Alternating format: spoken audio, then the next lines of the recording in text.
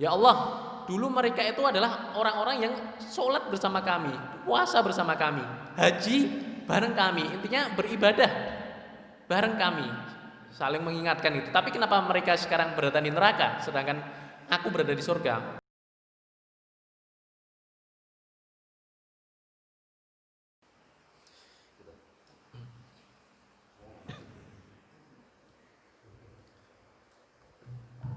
Bismillahirrahmanirrahim. Assalamualaikum warahmatullahi wabarakatuh. Innal hamdalillah, alhamdulillahi ala ni'amih wa syukru lahu ala taufiqihi wa amtinani. Asyhadu an la ilaha illallah ta'ziman bi sya'nih wa asyhadu anna Muhammadan abduhu wa rasuluhu ad-da'i ila ridwanih. Sallallahu ala nabiyyina Muhammadin wa ala alihi wa ashabihi wa man tabi'ahum bi ihsanin ila yaumiddin, amma ba'd. Qala Allah ta'ala fil Qur'anil Karim, ya ayyuhalladzina amanu taqullaha haqqa tuqatih wa la tamutunna illa wa antum muslimun. Wa qala Rasulullah sallallahu alaihi wasallam, ittaqillaha haitsu ma kunta wa atbi sayyi'atal hasanata tamhuha wa khaliqin nas bi khuluqin hasanin. Jamaah Masjid Hidayatul Muhajirin yang dimuliakan Allah Subhanahu wa taala. Alhamdulillah pada pagi hari ini kita masih diberi kenikmatan oleh Allah Subhanahu wa taala, terutama nikmat kesehatan, sehingga alhamdulillah sampai pagi ini kita masih terbebas dari segala macam penyakit, sehingga dengan nikmat tersebut kita mampu melaksanakan kewajiban sholat subuh berjamaah di masjid yang insya Allah diberkahi ini. Maka dari itu, marilah kita senantiasa bersyukur kepada Allah Subhanahu wa taala dengan meningkatkan ketakwaan, meningkatkan ibadah kita. Itulah sebaik-baik bentuk rasa syukur kita kepada Allah Subhanahu wa taala. Jangan sampai dengan nikmat kesehatan dan juga kesempatan ini kita lalai, kita tertipu dengannya, sebagaimana sabda Rasulullah Muhammad sallallahu alaihi wasallam, ni'matani maghbunun fihima katsirun minan nas, as-sihhatu wal faragh.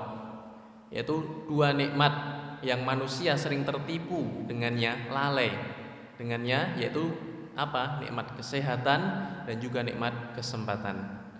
Terlebih nikmat keimanan yang diberikan kepada kita, sehingga dengan nikmat tersebut hati kita tergerak untuk melaksanakan amalan-amalan soleh, termasuk sholat subuh berjamaah pada pagi ini dilanjutkan dengan kajian.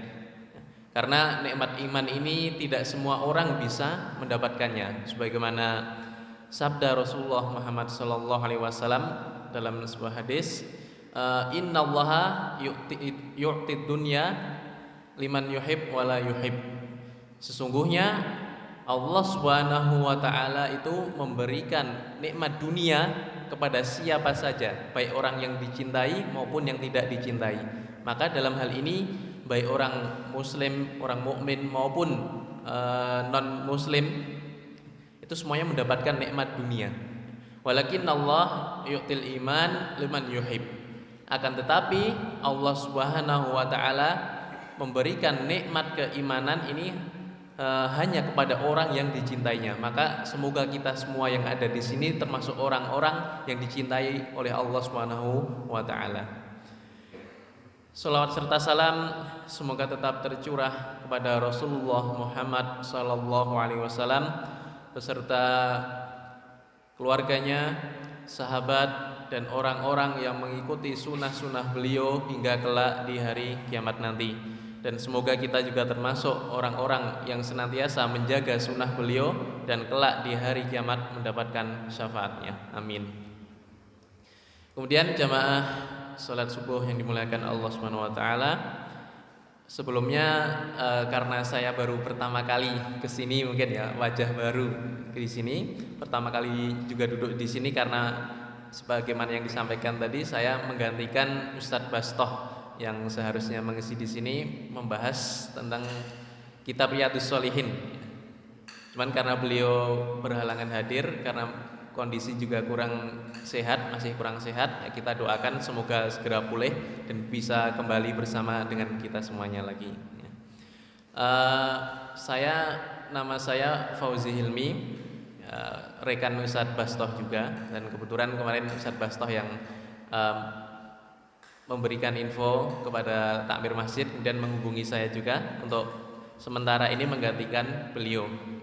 Kalau saya tinggalnya di Benda Baru juga, di Jalan Benda Timur 6, di Jalan Benda Timur 6. Jadi insya Allah dekat kalau ke sini, insya Allah. Dan kajian pada pagi hari ini tidak seperti biasanya yang disampaikan oleh Ustadz Bastoh, yaitu membahas kitab Riyadhus Shalihin. Tapi kemarin saya juga tanya-tanya ke Ustadz Bastoh, ya, beliau bilang antum tematik aja nggak apa-apa, nanti biar Riyadhus Shalihinnya dilanjutkan sama beliau. Maka pada pagi hari ini kita tidak membahas kitab Riyadhus Shalihin, nanti biar dilanjutkan sendiri sama Ustadz Bastoh. Saya menyampaikan tema lain yang insya Allah bisa bermanfaat bagi saya dan juga jamaah sekalian. Baik bapak-bapak dan ibu-ibu yang dimuliakan Allah Subhanahu wa taala, pada kesempatan pagi hari ini saya akan membacakan sebuah ayat dalam Al-Qur'an, yaitu surat Al-Baqarah ayat 268. Semoga ini bisa menjadi motivasi kita untuk selalu dalam ketaatan kepada Allah Subhanahu wa taala. Bunyi ayatnya, a'udzubillahi minasyaitonirrajim. Asyaitanu ya'idukumul faqra wa ya'murukum bil fahsya. Wallahu ya'idukum maghfiratan minhu wa fadla. Wallahu wasi'un alim. Al-Baqarah 268. Yang artinya setan itu menjanjikan atau menakut-nakuti kamu dengan kemiskinan. Sedangkan Allah lanjutan terjemahnya, setan itu menakut-nakuti kamu dengan kemiskinan dan menyuruh kamu untuk berbuat keji. Sedangkan Allah Subhanahu wa taala sudah menyiapkan, menjanjikan untukmu ampunan daripadanya dan juga karunia-Nya. Dan Allah Maha luas karunia-Nya dan Maha mengetahui. Nah, bapak-bapak dan ibu-ibu yang dimuliakan Allah Subhanahu wa taala, jadi dari ayat tadi kita sudah tahu bahwasanya setan itu mengancam atau menakut-nakuti manusia dengan kemiskinan dan juga menyuruh manusia itu untuk berbuat keji, ya, berbuat fahsya. Sebaliknya Allah sudah menjanjikan ampunan dan karunia-Nya yang begitu luas kepada manusia. Nah, dalam hal ini Imam Hasan Al-Basri pernah mengatakan, apa yang dikatakan Imam Hasan Al-Basri? Aku telah membaca, telah menemukan ada sekitar 90 tempat di dalam Al-Quran yang mengatakan bahwasanya Allah Subhanahu wa taala sudah menetapkan kadar rezeki bagi setiap hambanya dan juga telah menjanjikan setiap hambanya pasti akan dijamin rezekinya. Setiap makhluknya akan dijamin rezekinya oleh Allah Subhanahu wa ta'ala. Ini kata Imam Hasan Al-Basri. Dan belum melanjutkan, sedangkan aku hanya mendapatkan satu tempat saja di dalam Al-Quran yang mengatakan bahwasanya setan mengancam manusia. Apa ancamannya? Akan dijadikan miskin atau ditakut-takuti dengan kemiskinan.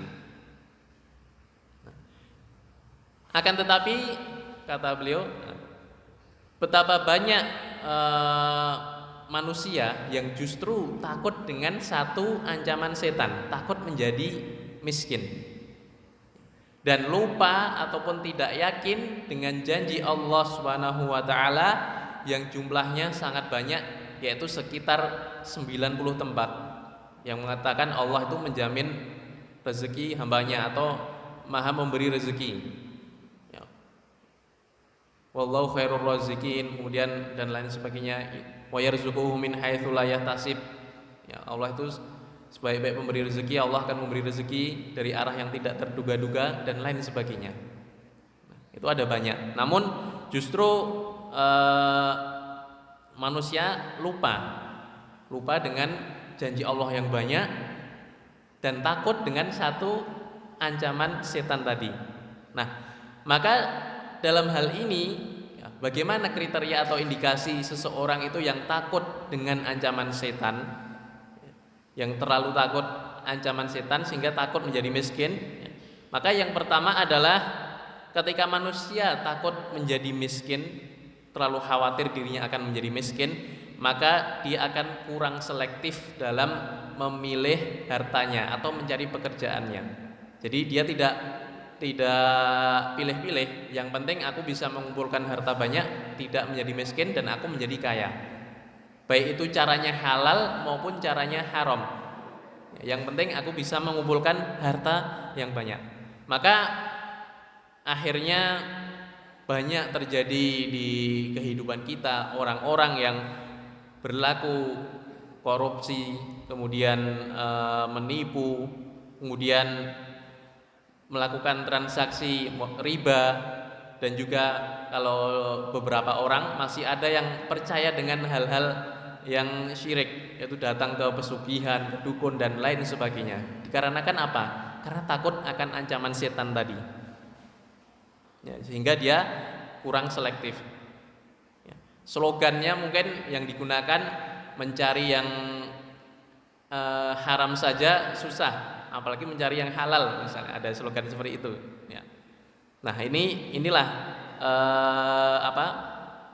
bentuk dari ketakutan kepada ancaman setan tadi. Ya, bentuk pertama. Ya, sehingga itu tadi berlaku korup, menipu, intinya pekerjaan yang tidak halal.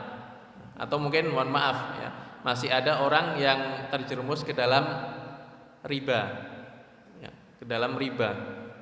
Padahal riba ini sudah jelas Allah SWT mengharamkan seseorang itu bertransaksi dengan transaksi riba, dan itu perbuatan riba ini sudah dihapus oleh Rasulullah, artinya dilarang, dihentikan sejak zaman dahulu. Jadi zaman dahulu ketika turun ayat yang mengharamkan riba, wa ahallallahul bai'a wa harrama riba, dan Allah telah mengharamkan riba dan Allah telah menghalalkan jual beli dan mengharamkan riba. Maka orang-orang jahiliyah pada waktu itu memang sebelum turunnya ayat ini banyak yang melakukan praktek riba jahiliyah. Apa? Yaitu dengan memberikan pinjaman kepada orang lain, kemudian ketika dia mengembalikan, seseorang tersebut mengembalikan pinjamannya itu, maka harus ada bunganya. Nah, itulah yang disebut dengan riba jahiliyah. Akan tetapi setelah turunnya ayat ini, Rasulullah juga bersabda, riba jahiliyah telah aku hapus.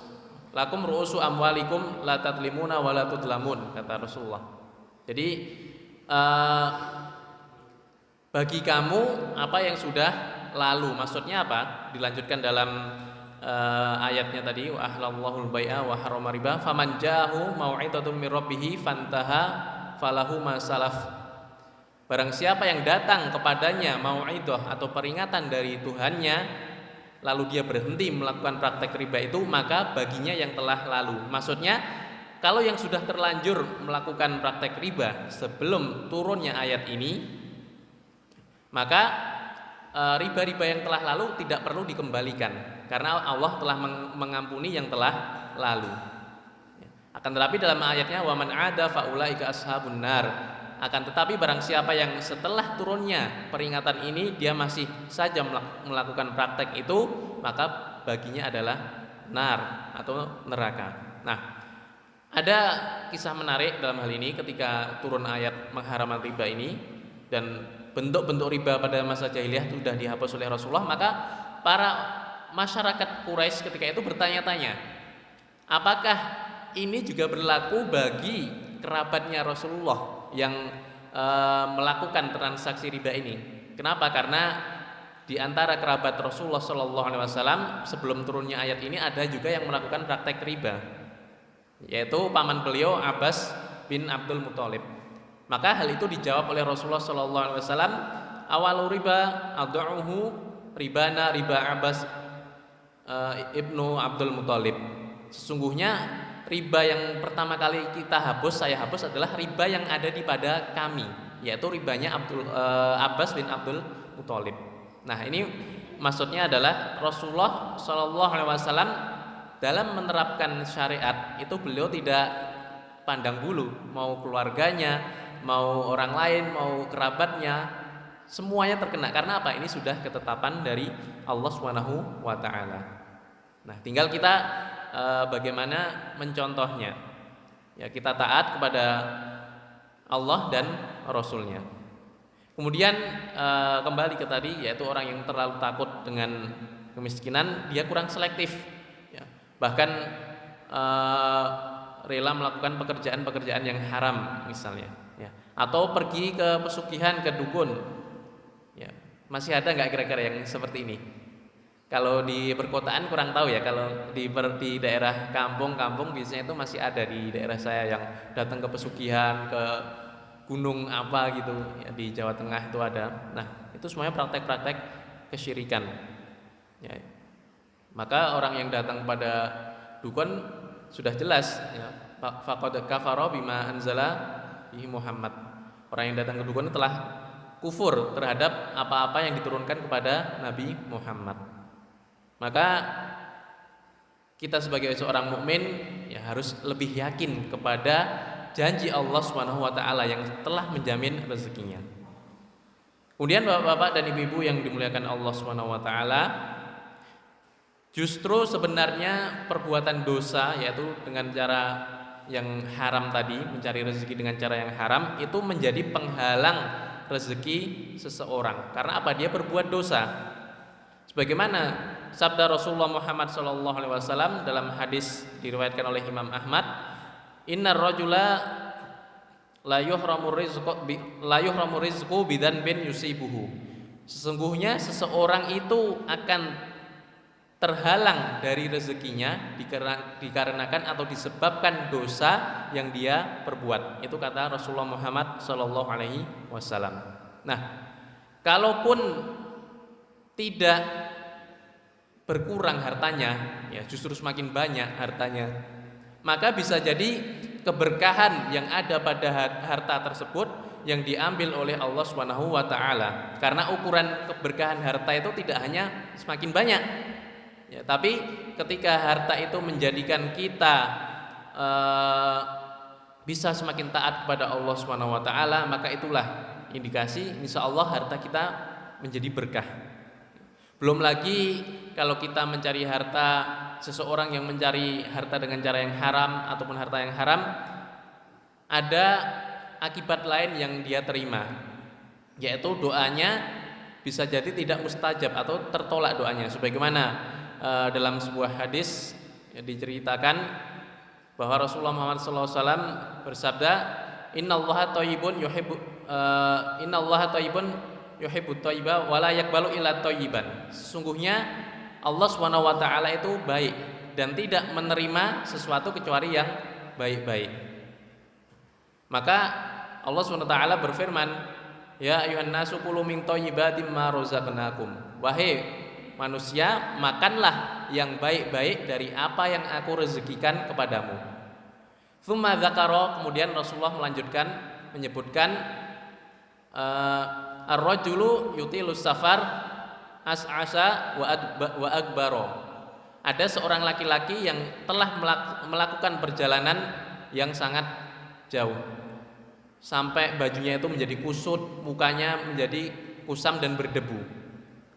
Kemudian yamutu yadaihi ilas sama. Seorang laki-laki tadi mengangkat tangannya ke langit, maksudnya berdoa. Faqala ya Rabbi, ya Rabbi. Dia berdoa, ya Allah, ya Rabbi, ya Tuhan kami.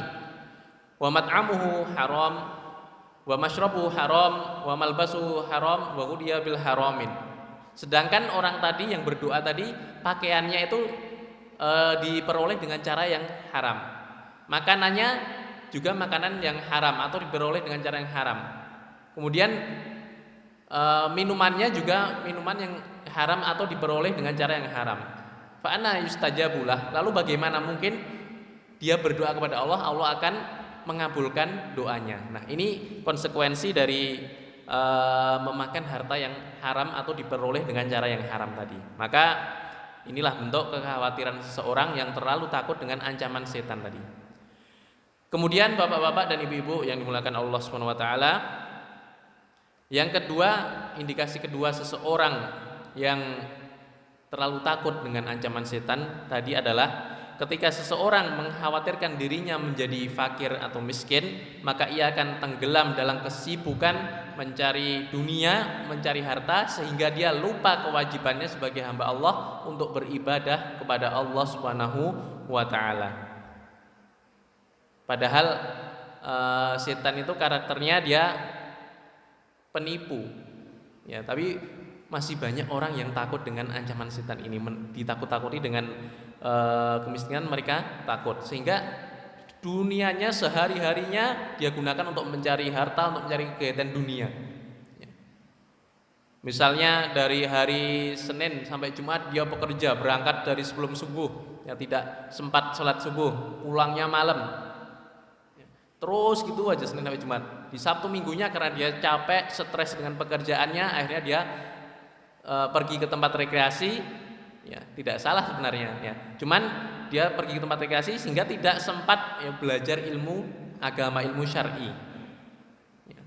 Intinya dunia terus yang dikejar. Ya, tidak sempat beribadah, tidak sempat memperdalam ilmu agama. Nah, makanya bapak-bapak dan ibu-ibu yang di sini, alhamdulillah, ya, pada waktu subuh semuanya sudah hadir, ya, ketika bahkan ada yang datang sebelum adzan sudah ada yang di masjid, masya Allah, ya. Itu semoga menjadi bekal kita nanti ketika menghadap Allah Subhanahu wa taala, ya. Kemudian datang ke masjid, sholat sunnah qobliyah, kemudian di sini masih menghadiri kajian-kajian.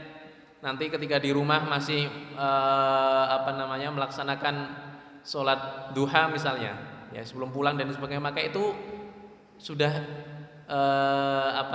sangat bagus sekali, ya. Tahu nggak apa fadilahnya seseorang yang menjaga sholat rawatibnya, rawatib atau sholat sunnah, baik itu qobliyah, ba'diyah ataupun sholat sunnah yang lainnya? Ada yang tahu? Ya, banyak fadilahnya. Cuman salah satu keutamaannya, fadilahnya adalah ketika itu ada seorang sahabat, ya, bernama Robi'ah bin Ka'ab al-Aslami. Beliau masih anak-anak, ya, belum dewasa. Robi'ah bin Ka'ab al-Aslami. Nah, suatu hari Rasulullah Muhammad SAW itu bertanya kepada beliau, ya, wahai Robi'ah bin Ka'ab al-Aslami, salni u'tika, mintalah kepadaku, aku akan berikan apa aja yang kamu mau. Namun apa yang dikatakan oleh sahabat ini, ya, tidak langsung minta, mikir dulu. Wah, ini yang memberikan tawaran ini bukan main-main, bukan orang sembarangan, ya, Rasulullah. Maka nggak mungkin aku mintanya itu sesuatu yang remeh atau apa. Beri saya waktu Rasulullah untuk berpikir, ya. Beri saya waktu berpikir apa yang akan saya minta dari engkau. Nah, setelah beberapa lama akhirnya ditanya lagi oleh Rasulullah, maka apa yang diminta oleh sahabat ini, yaitu atlubuka murafaqataka fil jannah. Wahai Rasulullah, aku mau minta engkau jadikan teman dekat kamu di surga. Masya Allah, padahal belum begitu dewasa, namun para sahabat itu keimanannya seperti itu, ya. Huwadzaka, apakah ada permintaan yang lain atau itu saja? Huwadzaka, ya. Itu saja wahai Rasulullah, hanya itu yang aku minta. Maka apa sabda Rasulullah Muhammad SAW? Fa'inni ala dzikrika bikathratis sujud. Maka bantulah aku mengingatmu dengan kamu memperbanyak sujud. Ya, memperbanyak sujud itu insya Allah akan menjadikan kita dekat dengan Rasulullah ketika di surga nanti. Nah, para ulama mengatakan yang dimaksud dengan memperbanyak sujud di sini adalah yaitu memperbanyak sujud dalam sholat, ya, terutama sholat nafilah. Ya, bahkan kata Ibnul Qayyim al-Jauziyah, Rasulullah itu dalam sehari itu tidak kurang dari 40 rakaat, kurang lebih 40 rakaat, baik itu sholat wajib, sholat tahajud, sholat sunnah, qobliyah, ba'diyah, dan sholat sunnah yang lain itu beliau lakukan kurang lebih ya sekitar 40 rakaat dalam sehari. Itu kata Ibnul Qayyim. Nah, dengan hal seperti itu tadi, dengan menjaga sholat nafilah, tentunya salat wajib harus lebih kita jaga. Nah, itu semoga menjadikan kita bisa dekat dengan Rasulullah di surga, dan tidak hanya hari-hari kita diisi dengan dunia saja, namun diisi dengan kegiatan ibadah kepada Allah Subhanahu wa taala itu tadi. Ya. Maka kembali ke tadi, orang yang hanya menyiapkan dunia saja, yang sifatnya hanya paling 60 sampai 70 tahun atau kalau lebih, ya, karena umur umat Nabi Muhammad kira-kira segitu. Nah, hidup yang hanya puluhan tahun ini seseorang menyiapkannya dengan sangat sangat besar-besaran gitu ya. Jadi tenaganya, pikirannya dicurahkan untuk menyiapkan hidup di dunia. Sedangkan dia lupa kehidupan di akhirat nanti sifatnya adalah kekal dan abadi, namun dipersiapkan dengan sisa-sisa tenaga. Maka ini benar-benar orang yang tertipu dengan ancaman setan tadi. Padahal Allah SWT itu yang maha memberi rezeki dan juga yang maha memutuskan atau tidak jadi memberi rezeki kepada hambanya. Itu terserah Allah SWT. Walaupun seseorang itu sudah menyiapkan semuanya dari segi modalnya, kemudian marketingnya dan lain sebagainya, bisnisnya sudah dia siapkan dengan sebaik-baiknya, akan tetapi ketika Allah tidak menghendaki, maka itu akan terjadi sebagaimana dalam Quran surat Al-Mulk ayat 21, amman hadzal ladzi yarzuqukum in amsaka rizqah ballaju fi utuwin wa nufur. Artinya, maka siapakah yang akan memberi kamu rezeki jika Allah menahan rezekinya? Jadi itu tadi, ketika seseorang sudah menyiapkan semuanya, kalau Allah sudah menahan rezekinya, ya sudah, ya Allah tidak menghendakinya. Ballaju fi utuwin wa nufur. Sebenarnya mereka terus-menerus dalam kesombongan dan menjauhkan diri kepada Allah Subhanahu wa taala. Bapak-bapak dan ibu-ibu yang dimuliakan Allah Subhanahu wa taala, dalam sebuah hadis qudsi itu adalah firman Allah Subhanahu wa taala yang tidak ada di dalam Al-Qur'an, akan tetapi diwahyukan kepada Rasulullah Muhammad SAW. Jadi dalam sebuah hadis qudsi diriwayatkan oleh Abu Hurairah, Nabi Muhammad SAW bersabda, sesungguhnya Allah Subhanahu wa taala berfirman, ya bani Adam, tafarraq li ibadati amla sadaraka ginan wa asyuddu faqraka. Wahai anak Adam, luangkanlah waktu untuk beribadah kepadaku, maka aku akan cukupkan dadamu dengan kekayaan. Kamu akan selalu merasa cukup, wa asyuddu faqraka, dan aku akan menghilangkan kefakiran atau kemiskinan yang ada pada dirimu. Wa illam taf'al, akan tetapi kalau kamu tidak mau melakukannya, tidak mau meluangkan waktunya untuk beribadah kepada Allah Subhanahu wa taala, malaktu yadaka suglan walam asyudda faqraka, maka aku akan penuhi tanganmu atau hari-harimu dengan kesibukan yang tiada habisnya. Ya, jadi dia akan merasa sibuk terus, terbebani terus, ya, dan tidak merasa cukup, ya, akan semakin tamak. Walam asyudda faqraka, dan aku tidak akan menghapus kefakiran yang ada pada dirimu. Jadi kalau orang mau beribadah itu senantiasa bersyukur, merasa dirinya cukup. Akan tetapi kalau orang yang tidak mau beribadah, meluangkan waktunya untuk beribadah, hanya digunakan untuk dunia, justru dia meskipun hartanya banyak seringkali tidak merasa cukup. Ya, itu janji Allah Subhanahu wa taala. Ya, hadis riwayat Tirmidzi. Kemudian Bapak-bapak dan ibu-ibu yang dimuliakan Allah Subhanahu wa taala, ini biasanya sampai jam berapa, Pak? Jam 7. Oh. Kuat ya sampai jam 7, Bapak Ibu. Insyaallah kuat, tapi saya enggak kuat nanti. Sampai jam 7. Oh ya.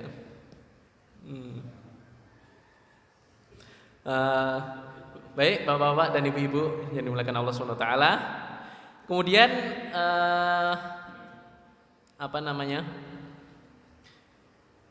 seseorang yang terhasut dengan ancaman setan tadi, yang ketiga nih, seseorang yang terlalu takut dengan ancaman setan tadi, ya, indikasi ketiganya adalah sebagaimana yang dijelaskan Ibnu Qayyim al-Jauziyah tentang ayat yang saya bacakan di awal tadi, asyaitonu ya'idukumul faqra wa ya'murukum bil fahsya.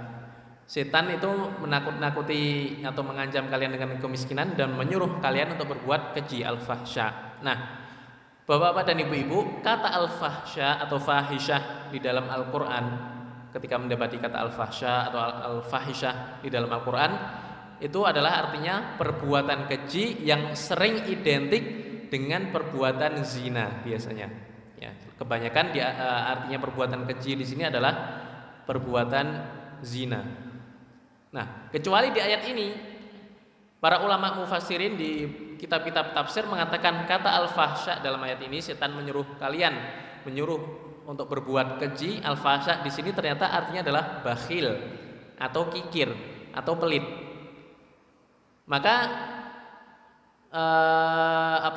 orang yang terhasut dengan ancaman setan tadi, terlalu takut dengan ancaman setan tadi, dia akan menjadi seseorang yang kikir, pelit, tidak mau mengambil sebagian hartanya untuk disedekahkan atau diinfakkan di jalan Allah Subhanahu wa taala.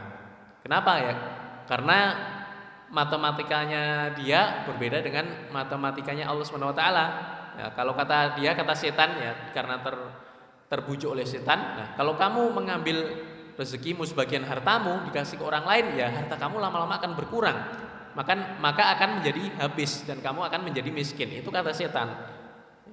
Sedangkan kalau kata Allah enggak, justru orang yang mau bersedekah maka akan dilipat gandakan. Namun ketika bersedekah jangan mengharap imbalan dunia ya Bapak-bapak dan Ibu. Saya mau sedekah misalnya berapa juta, nanti biar balik menjadi berapa M. Jangan ya.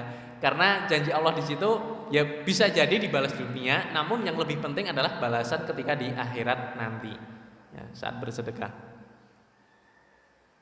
Kemudian Rasulullah juga bersabda, "Mana qasa malun bisodakotin."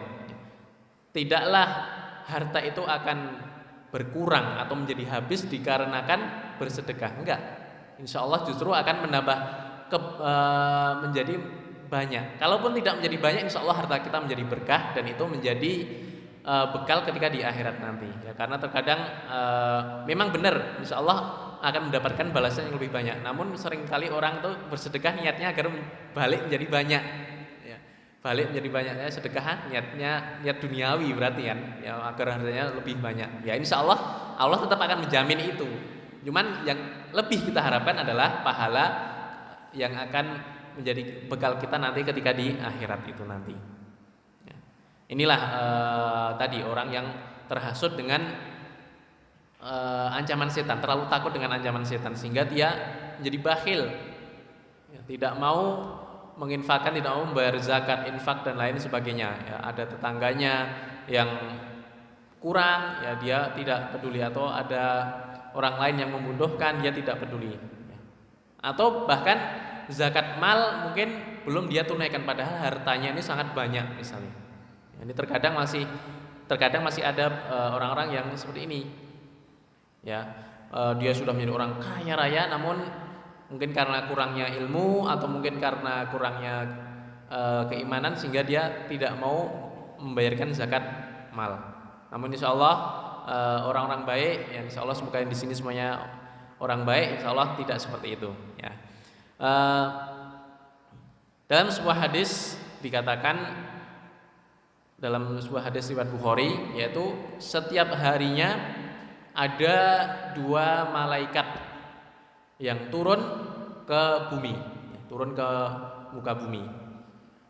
Satu malaikat dia berdoa, Allahumma a'ti munfikon kholafan. Ya Allah, berikanlah ganti yang lebih baik bagi orang yang mau bersedekah atau mau berinfak.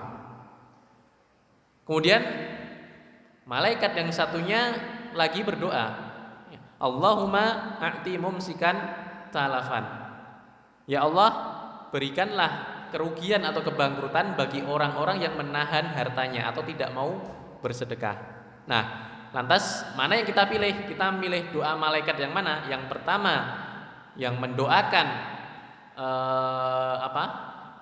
keuntungan yang besar dari sedekah itu, atau doa malaikat yang kedua yang mendoakan kebangkrutan bagi orang yang tidak mau mengeluarkan hartanya di jalan Allah Subhanahu wa taala. Maka tentunya kalau orang yang cerdas, orang beriman, orang yang mukmin akan memilih doa yang baik, yang mendoakan malaikat. Allahumma a'ti munfiqan kholafan. Ya Allah, berikanlah ganti kepada orang-orang yang mau bersedekah. Jadi itulah tadi satu ayat yang menjadikan motivasi kita untuk menjalani hidup dengan lebih baik lagi. Ya, semoga kita semuanya bisa memilih yang baik dan meninggalkan yang jelek. Semoga kita juga dimurahkan rezekinya oleh Allah SWT, diberikan rezeki yang halal dan dijauhkan dari rezeki yang haram, dan tidak hanya rezeki, dari segala apa yang diharapkan oleh Allah Subhanahu wa taala. Ya. Dan itu semuanya tidak bisa dilakukan kecuali kalau memang kita tidak berkumpul dengan orang-orang yang soleh. Ya, karena apa? Keuntungannya orang ketika berteman dengan orang soleh adalah yaitu tadi, ketika mungkin rekan kerja ya, sedang berada di kantor atau di perusahaan, datang waktu sholat adzan. Nah, kalau kita kumpulnya dengan orang-orang soleh, maka akan saling mengingatkan, yuk masjid dulu yuk. Ya, akhirnya bisa melaksanakan ibadah dengan bareng. Ya, kemudian seperti juga di masjid akan saling mengingatkan dalam kebaikan, wa tawasau bil haq wa tawasau bis sabr, akan saling mengingatkan dalam menasihati dalam al-haq atau kebenaran, dan juga dalam kesabaran. Ya, karena memang seseorang itu bisa dilihat dari teman-temannya. Kalau seseorang itu berteman dengan banyak orang-orang yang soleh, insya Allah ya setidaknya dia akan ikutan. Ya. Tapi kalau berkumpulnya dengan orang-orang yang tidak mengenal agama sama sekali, tidak pernah mengenal masjid, maka dia akan ikut nanti lama-lama. Ya. Kecuali kalau memang dia bisa, justru dia bisa mengajak orang-orang yang nggak pernah ke masjid, diajak ke masjid. Orang-orang yang nggak pernah belajar ilmu agama, diajak belajar ilmu agama, maka itu akan menjadi lebih bagus. Ya, akan menjadi lebih baik. Dan apa keuntungannya ketika kita mampu berteman dengan orang-orang yang soleh? Itu tidak hanya menolong kita di dunia, Pak, Bu. Ya, ketika di dunia, ia bisa menolong kita ketika membutuhkan dan lain sebagainya. Namun di akhirat pun, ya, teman yang soleh itu bisa menolong kita, menyelamatkan kita dari neraka. Ya, bisa memberi syafaat. Jadi syafaat itu dari Rasulullah, itu udah pasti dari Rasulullah untuk semua umatnya. Dan ada dari yang lain, salah satunya adalah ini, yaitu teman yang soleh. Karena dalam sebuah hadis sahih ya, dikatakan hatta idza khalasal mu'minuna yaumal qiyamah, yaitu ketika seseorang mukmin sudah selesai urusannya pada hari kiamat, maksudnya hisabnya semuanya sudah selesai, kemudian dia sudah berada di surga, masuk pintu surga. Ya.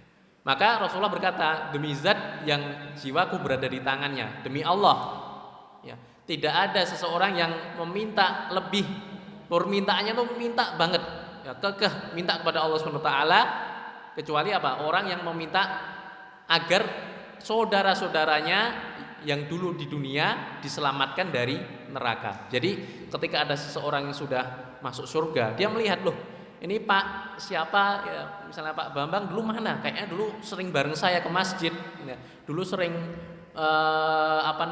pengajian bareng saya, sering melaksanakan ibadah bareng saya, kok sekarang nggak ada di surga misalnya. Nah, maka orang-orang yang seperti ini akan meminta kepada Allah SWT agar temannya yang tadi yang nggak ada ternyata malah naudzubillah mendalik berada di neraka, maka akan meminta kepada Allah ya, agar diangkat dimasukkan ke surga.